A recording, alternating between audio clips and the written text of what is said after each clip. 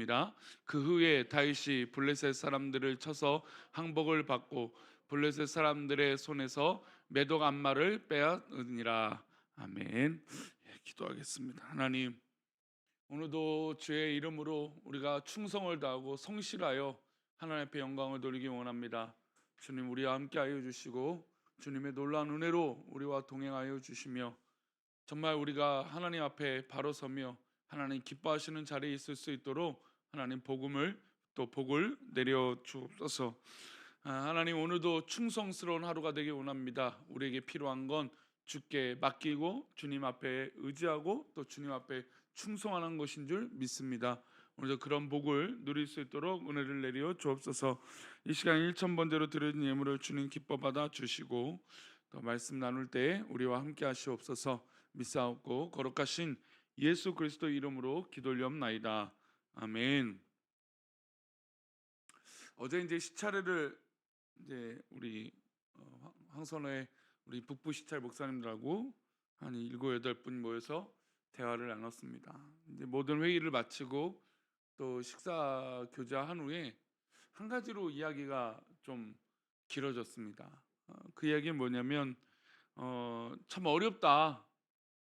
과연 청년들이 지금 이 시대에 100명 중에 4명 정도밖에 하나님을 믿지 않는데, 그것도 4명이 잘 믿는 것도 아니고 참 어려운 믿음의 시대인데, 과연 한국 교회가 20년, 30년 지나고 나서 이 믿음을 지킬 수 있을 것인가, 또 교회는 과연 어떻게 될 것인가, 답이 없는 사실 대화를 좀 했었습니다.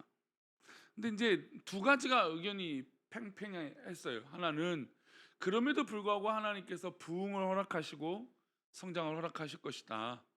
하나님 앞에 믿음을 가지고 우리가 선다면 하나님 분명히 그 일을 이루실 것이다 라고 하는 의견이 있는 반면에, 지금은 참 어려운 시기니까 우리가 어려움을 인정해야 된다. 그리고 어려움 속에 우리는 버텨야 된다. 마이너스만 되지 않아도 괜찮은 것이다 라고 하는 의견이었습니다. 우리 성도님들은 어떠십니까? 버티는 것, 또 마이너스만 되지 않는 것도 다행입니까? 아니면 하나님께서 또 우리에게 또 다른 기회를 주시고 또 부흥과 성장을 허락하실 수 있는 이 시대에 기대가 있으십니까? 물론 저는 전자입니다.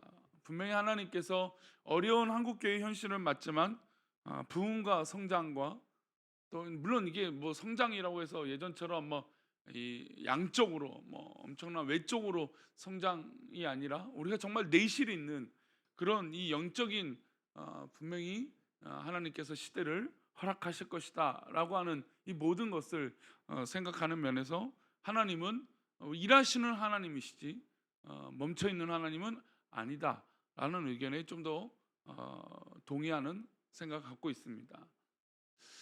기업이 성장을 합니다. 그러면 이유를 묻고 싶죠. 왜 성장하느냐? 왜 저렇게 기업이 잘 되는가? 그래서 벤치마킹을 합니다. 우리도 저런 기업처럼 잘 되자 해서 막 하죠. 비교를 알고 싶어 합니다. 어떻게 하면 저렇게 성공할 수 있을까? 저 사람은 왜 성공했을까? 혹시라도 그 비교를 안다면 우리도 성공할 수 있지 않을까? 그래서 막 따라합니다. 근데 따라하지만 누구나 그런 성공들을 할 수 있을까요? 할 수 없습니다. 교회도요, 뭐 성장하는 교회들이 있습니다. 지금도 그렇죠. 그래서 막 그 교회가 어떻게 성장하는지 막 여러 가지 그 모델들을 제시하고 또 그 비결을 공개하고 막 세미나도 엽니다. 그러면 많은 목회자들이 세미나에 몰려들죠. 그리고 성장의 비결을 배우려고 합니다. 하나부터 열까지 빼곡히 적고 프로그램을 가지고 와서 자신의 교회에서 실행해 봅니다. 하지만 똑같이 했는데 될까요, 안 될까요? 되지 않는 경우들이 훨씬 더 많죠. 틀림없이 그대로 해봤는데 뭔가 나아지지 않습니다. 왜 그럴까요? 저는 개인적으로 보면 껍데기만 가깝기 때문이에요. 가장 중요한 건 어떤 그런 이 모습들을 따라하는 것 이전에 가장 중요한 정신과 이 핵심적인 이 기본이 더 중요하다고 저는 믿습니다. 오늘 우리가 읽은 본문은 마치 이제 그것을 저는 보여주고 있다고 봅니다. 오늘 우리가 읽은 이 사무엘하 8장은 이제 다윗이 왕위에 오르고 정말 어디든 가면 승리한다라는 것이고, 또 실제로 다윗이 이 모든 주변의 것들을 이스라엘 역사 가운데 가장 위대한 이 토지의 이 뭐 마치 우리나라의 광개토 대왕 뭐 이런 것처럼 이 영토의 확장과 내실과 모든 것이 부흥을 이루는 그때를 이루고 있는 것을 보게 됩니다. 그래서 이 정복 시대에 다윗은 정말 크나큰 업적을 이루죠. 그래서 성경은 그의 업적과 그가 했던 이 모든 것들을 나열하며 설명합니다. 우리 1절인데요. 함께 읽겠습니다. 그 후에 다윗이 블레셋 사람들을 쳐서 항복을 받고 블레셋 사람들의 손에서 메독 암마를 빼앗으니라. 지금 다윗은 사실 블레셋은 어떤 민족입니까? 계속해서 이스라엘 민족을 괴롭히는 민족이었습니다. 때만 되면 이스라엘을 괴롭히고 정말 어떻게든 시비를 걸고 싸움을 걸었던 게 바로 블레셋입니다. 그런데 다윗이 왕이 되자마자 이들을 항복시키죠. 이제는 더 이상 이스라엘 백성들을 괴롭히지 못하도록 무릎을 꿇힙니다. 또 이어서 2절 말씀은 이 다윗의 이 영향력을 계속 설명합니다. 다윗이 또 모압을 쳐서 그들로 땅에 엎드리게 하고 줄로 재어 그 두 줄 길이의 사람을 죽이고 한 줄 길이의 사람은 살리니 모압 사람들이 다윗의 종들이 되어 조공을 드리라. 자, 모압 족속은 어떻게 합니까? 완전히 이 종으로 만들어 버립니다. 두 줄로 세워서 한 줄은 다 처단하고 또 한 줄은 종으로 만들죠. 게다가 이 나머지 살아있는 이 모압 족속들에겐 조공도 받습니다. 엄청난 영향력이죠. 또 3절과 4절을 보겠습니다. 함께 읽겠습니다. 르홉의 아들 소바왕 하달 에셀이 자기 권세를 회복하라고 유브라데 강으로 갈 때 다윗이 그를 쳐서 그에게서 마병 1700명과 보병 2만 명을 사로잡고 병거 100대의 말만 남기고 다윗이 그 외의 병거의 말은 다 발의 힘줄을 끊었더니, 자, 다윗이 지금 공통된 이 정복에 있어서 중요한 건 다시는 이 전쟁을 일으키지 못하도록 만들어 버립니다. 그러니까 르홉의 아들 소바왕 하달 에셀이 이 다윗의 영향력이 너무 크니까 회복하려고 했어요. 근데 이 유브라데 강으로 갈 때 다윗이 그들을 치게 됩니다. 어마어마한 성과를 이루죠. 그런데 이 병거 100대 정말 이 조금만 남기죠. 그리고 나머지는 어떻게 합니까? 다 이 말의 발의 힘줄을 다 끊어 버립니다. 그러니까 유브라데니까 멀리서 오고 있는 거잖아요. 근데 그 이제 이동도 못하도록 이제 만들어 버리고 그의 다윗의 이 민족의 이스라엘 영향력을 그렇게 떨쳐 버리게 됩니다. 그리고 이런 이제 남쪽에 남아 있는 한 민족이 있는데 그게 바로 이제 에돔이에요. 에돔. 어떻게 될까요? 13절 보겠습니다. 13절이 함께 읽겠습니다. 다윗이 소금 골짜기에서 에돔 사람 18,000명을 쳐 죽이고 돌아와서 명성을 떨치니라.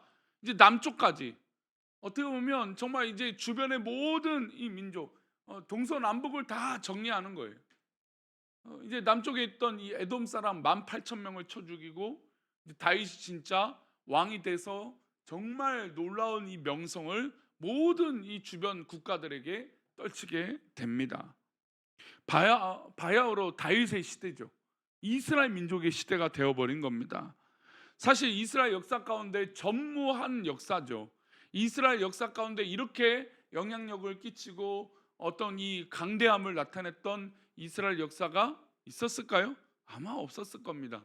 지금이야 정말 어떻게 보면 현대화 무기로 좀 시대가 또 바뀌었지만 어떻게도 지금도 이스라엘 민족 가운데 이런 영향력은 다윗의 시대라고 공통적으로 얘기합니다. 이런 영향력이 된 이유가 뭘까요? 어떤 그런 모습들을 6절 또 14절에 이렇게 하나님께서 말씀하십니다. 성경은 기록하고 있어요. 보겠습니다. 다윗이 어디로 가든지 여호와께서 이기게 하시나. 공통된 14절입니다. 다윗이 어디로 가든지 여호와께서 이기게 하셨더라. 자, 여기서 중요한 건 다윗이 어디를 가든지, 그러니까 사실 다윗의 선택은 뭐 동서남북을 가든지 그건 상관없어요. 누가 이기게 하십니까? 하나님이 이기게 하세요. 이게 중요하죠. 다윗의 이 역사, 이 왕이 오른 이 명성에 가장 중요한 건 하나님이 다윗을 다 이기게 하셨다는 겁니다. 너무 놀랍죠. 다윗이 무슨 전쟁만 일으켜도 또 해도 정복 전쟁을 하는데 하나님은 다 이기게 하셨습니다. 자, 그러면 주변 사람들이 볼 때 아니 어떻게 저 이스라엘이 계속 이기는가? 다윗이 얼마나 대단하길래 어떻게 이렇게 되느냐?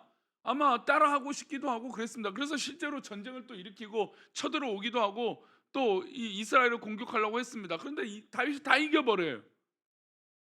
그 아마 다윗을 따라하고 이스라엘 민족을 따라하려고 하는 민족들이 있겠죠. 근데 이 본문의 핵심은 누가 이기게 하셨다는 거예요? 하나님이 이기게 하셨다는 것이죠. 그럼 아무리 다른 민족들이 이것을 벤치마킹하고 뭐 우리도 이스라엘 민족처럼 다윗처럼 해보자 해도 할 수 없는 분야가 있어요. 그게 뭡니까? 바로 하나님이 이기게 하신다는 것이죠. 다른 뭐 군사력은 어떻고 뭐 군대의 실력이 어떻고 무기가 어떻고 이것은 사실 중요하지 않아요. 실제로 이스라엘 민족 가운데 무기가 막 그렇게 대단한 무기 나온 것은 뭐 다윗의 때도 그렇지도 않아요. 사실 열악한 환경이에요. 그런데도 불구하고 다윗은 어디를 가든지 이겼다라는 것이죠. 그러면 주변 나라들이 다윗이 어떻게 이렇게 될 수 있을까라고 막 배우려고 했을 것입니다. 근데 중요한 건 다른 이유는 아무것도 영향력을 끼치지 못합니다. 중요한 건 하나님이 이기게 하셨다는 것이죠. 하나님이 승리를 주셨다는 것입니다. 이게 바로 다윗의 성공의 법칙이에요. 제가 왜 교회가 머물러 있고 또 버티는 것만 해도 대단한 것이 물론 맞습니다. 그것도 지금 시대에 어려운 시대니까. 그럼에도 불구하고 저는 왜 부흥하고 성장하느냐? 하나님께서 분명히 역사하시면 물론 이 외적인 부흥을 제외하더라도 우리의 내실과 우리의 어떤 그 심령의 부흥을 분명히 허락하실 것이기 때문이에요.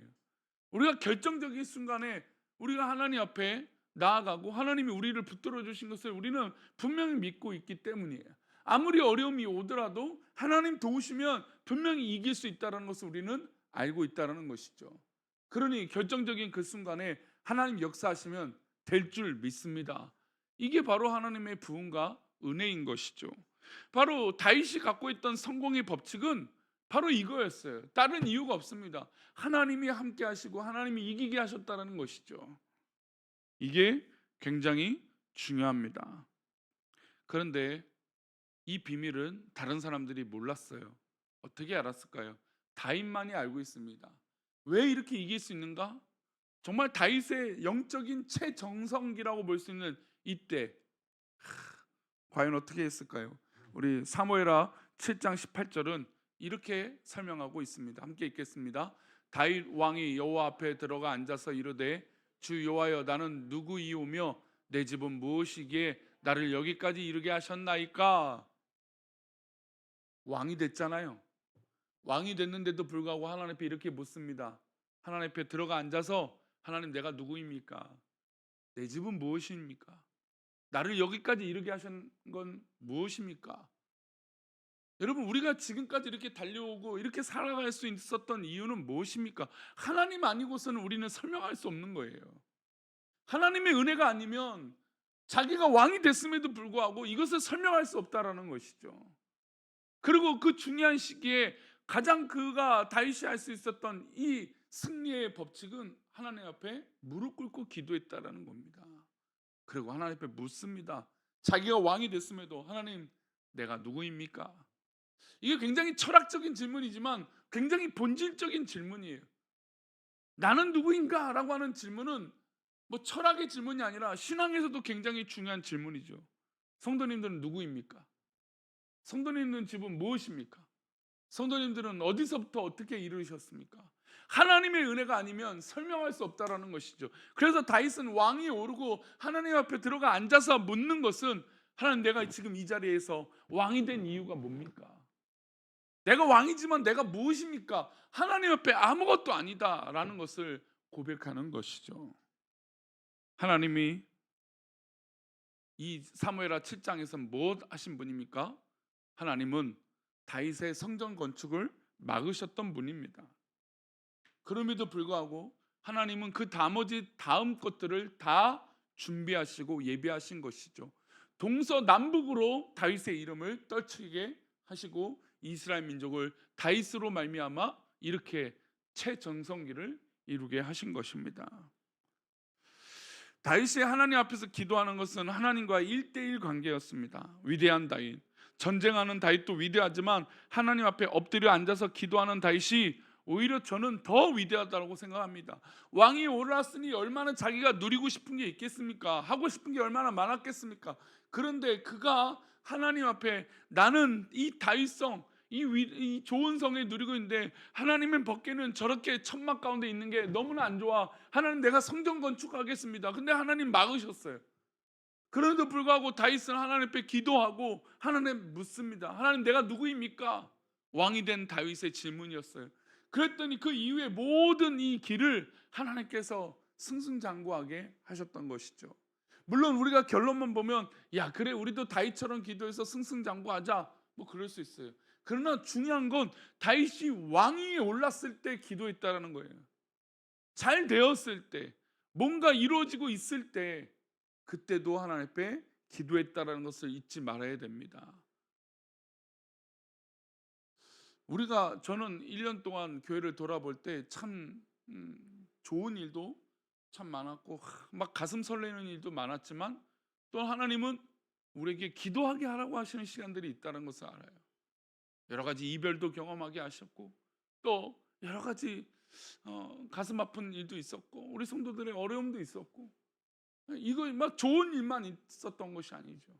그러면 우리가 과연 그런 인생사에서 우리가 뭘 배울 수 있습니까? 바로 그 순간 하나님, 내가 누구입니까? 내가 지금 무엇하고 있습니까? 하나님, 우리의 교회는 어디로 가고 있습니까? 바로 그 질문 속에 하나님께서 함께 하시면 하나님의 은혜가 먼저일 줄 믿습니다. 오늘 우리는 기도할 이유가 분명히 있습니다. 하나님 앞에 있어야 되는 것이죠. 그러니 오늘도 하나님 앞에 기도함으로 이 가장 중요한 순간에 오히려 하나님을 찾고 하나님 앞에 기도하며 승리하는 저와 여러분 되시기를 축원합니다. 기도하겠습니다. 하나님, 오늘도 이 중요한 시기에 우리는 다른 것 하는 것이 아니라 기도하고 하나님께서 내가 어디 있든지 하나님을 찾도록 또 하나님을 만나도록 하시는 것인 줄 믿습니다. 우리가 주 앞에 있게 하여 주옵소서. 주님 동행하여 주시고 주님의 놀라운 은혜로 돌보아 주옵소서. 우리와 함께 하시고 우리를 돌보시고 정말 우리 귀한 성도들 오늘 하루도 복된 하루가 되길 원하오며 거룩하신 예수 그리스도 이름으로 기도올옵나이다. 아멘. 하늘에 계신 우리 아버지여, 이름의 거룩히 여김을 받으시오며 나라의 마옵시며 뜻이 하늘에서 이룬 것 같이 땅에서도 이루어지이다. 오늘날 우리에게 일용할 양식을 주옵시고 우리가 우리에게 죄 지은 자를 사하여 준 것 같이 우리 죄를 사하여 주옵시고 우리를 시험에 들게 하지 마옵시고 다만 악에서 구하옵소서. 대개 나라와 권세와 영광이 아버지께 영원히 있사옵나이다. 아멘.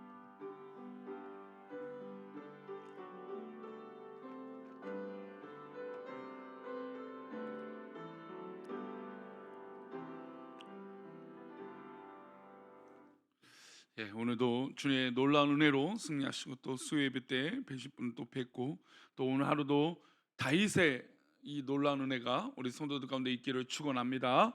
함께 기도하시다가 돌아가시도록 하겠습니다. 기도합니다. 아버지